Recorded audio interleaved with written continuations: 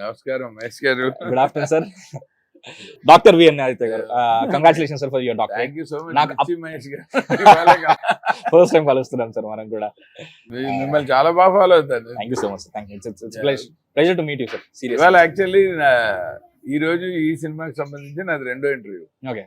కానీ ఇవాళ సర్ప్రైజ్ ఏంటంటే ఇద్దరు మోస్ట్ పాపులర్ సెలబ్రిటీస్ నన్ను ఇంటర్వ్యూ చేస్తున్న వాళ్ళు. పాపులర్ కాదు నాకు చాలా పాపులర్ మిర్చి మహేష్ గారు నమ్ముతున్నాను సార్. మొదట సునైనా గారు అమ్మూరు నుంచి. అవును సార్. అసలు రెండు చాలా వాల్యుబుల్ డే ఇవాళ. అయ్యో నాకు చాలా వాల్యుబుల్ డే. నేను మిమ్మల్ని కలిసాను ఎందుకంటే very pleasure to meet you sir. ఎందుకంటే చెప్పాను కదా సార్, మీకు ఇందాకే ఒక ఆఫ్రికన్ ప్రావర్బ్ చెప్పాను. సో మీరు నాకు ఆ రోజు ఇచ్చిన చిన్న ప్రోత్సాహం ఏదైతుందో అది నేను ఎప్పటికీ చూసుకుంటాను. అండ్ గూగుల్ నన్ను ఇప్పటికీ నాకు అది గుర్తు చేస్తూ ఉంటాను. అండ్ నాకు మీ పర్సనలీ అదే ఇందాక చెప్పినట్టు ఎక్కడైతే నుంచి అయితే మీకు డాక్టరేట్ వచ్చిందో మీ మొహంలో ఒక ప్రసన్న వదనం అంటారు కదా, ఎప్పుడు నవ్వుతూనే ఒక పద్మంలా ఉంటుంది సార్. ఏం ఏమైనా ఫిలాసఫీ ఉందా దాని వెనకాల, like to be happy and to be smiling all the time? అంటే పెద్ద ఫిలాసఫీ ఏం లేదు. మనం అంటే how we look at things అన్నదే మన పీస్ఫుల్నెస్ కి కారణం. అంటే మనమున్న ఫీల్డ్ ఎలాంటిది అంటే సార్, ఎంతసేపు కోపాలు, చిరాకులు, అరుపులు అంటుంటాం కదా. ఒరిజినల్ గా ఎవరికి ఉండదు, సగం మంది డ్రామా సిచ్యువేషన్స్. నాకు అది ఆ బిహైండ్ మోటివ్ తెలిసిన తర్వాత నేను చాలా కామ్గా ఉంటా, హాయిగా ఉంటా. నైస్ సార్, బాగుంది, బాగా చెప్పారు సార్. అంటే ఎవరికి మాత్రం ఎందుకు ఉంటుంది. Okay sir, coming back to మనసంతా నువ్వే. చెప్పనా ప్రేమ చెలిమి చిరునామా మనసంతా నువ్వే, మనసంతా నువ్వే, మనసంతా నువ్వే, నా మనసంతా. సార్ నిజం చెప్పండి, మళ్ళీ రిలీజ్ 4K లో రిలీజ్ చేస్తున్నారు అనగానే అబ్బా మళ్ళీ ఇంటర్వ్యూలు ఇవ్వాలా అనుకున్నానా, లేకపోతే కాఫీ తాగి ఫస్ట్ ప్రాంక్ అనుకున్నా. 4-5 ఇయర్స్ నుంచి నాకు ప్రతి వ్యాలంటైన్స్ డే ఒక ఫ్యాన్ మేడ్ పోస్ట్ వస్తుంది. ఓకే, రీ రిలీజ్ అని. అది నాన్న పులి కథలాగా అయిపోతుంది. ఇంకా ఈసారి నిజంగా ఎవరైనా రిలీజ్ చేసినా నేను నమ్మే పరిస్థితి లేదు అనుకున్నా. ఓకే. ఎప్పుడైతే రఘురామ్ రెడ్డి గారు నన్ను ఆర్పి పట్నాయక్ గారిని కలిసి వాళ్ళ ప్లాన్ 4K మాస్టరింగ్ చేసే ప్లేస్, నన్ను రీల్ చెకింగ్ కి రమ్మని, ప్రమోషన్ మొత్తం ఆర్టిస్టులు, టెక్నీషియన్లు, ఎంఎస్ రాజు గారు వీళ్ళందరూ ఫోన్ నెంబర్లు తీసుకొని మమ్మల్ని అందరూ ఒక వాట్సాప్ గ్రూప్ చేసి ఇంటర్వ్యూలు అడిగి ఇంత చేశాక అప్పుడు దీని వెనకాల ఆ రఘురామ్ రెడ్డి గారు వెనకాల శ్రీమాత క్రియేషన్స్ అని వాళ్ళు రవికాంత్ రెడ్డి గారు, రఘురామ్ రెడ్డి, వాళ్ళకి బ్యాకింగ్ ప్రైమ్ షో ఎంటర్టైన్మెంట్స్ అని హనుమాన్ ప్రొడ్యూసర్స్, నిరంజన్ రెడ్డి గారు, చైతన్య రెడ్డి గారు. సో ఇంత పెద్దవాళ్ళు ఇన్వాల్వ్ అయ్యారంటే ఇది జరుగుతుంది. సో మీ మనసంతా నువ్వే 19th October 2001 లో రిలీజ్ అవ్వడానికి ఎంత production, pre production, post production జరిగింది, ఇప్పుడు రీ రిలీజ్ కూడా అంతే జరిగింది.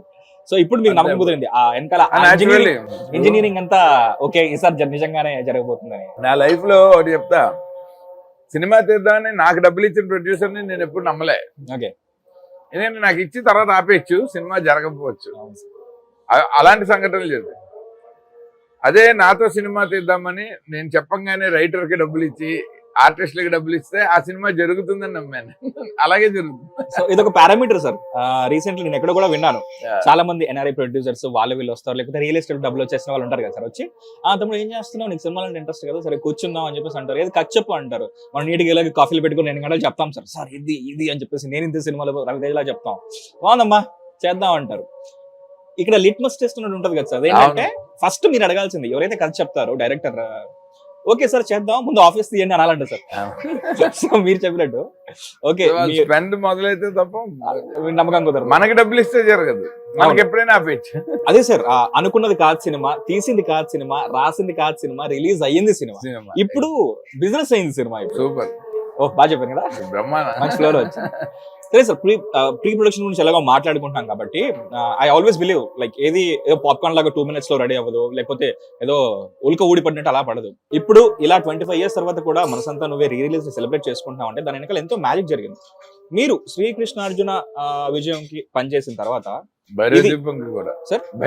భైరవ ద్వీపం, శ్రీకృష్ణార్జున యుద్ధం, దానికన్నా ముందు బృందావనం, వీటికి పనిచేసిన తర్వాత లైక్ అక్కడి నుంచి ఈ రిలీజ్ టైం కి 2001 వరకు లైక్ ఇది ఎన్ని ఇయర్స్ ఆఫ్ ప్రాసెస్ అయింది సార్ మీకు ఇది రాసుకోవడానికి?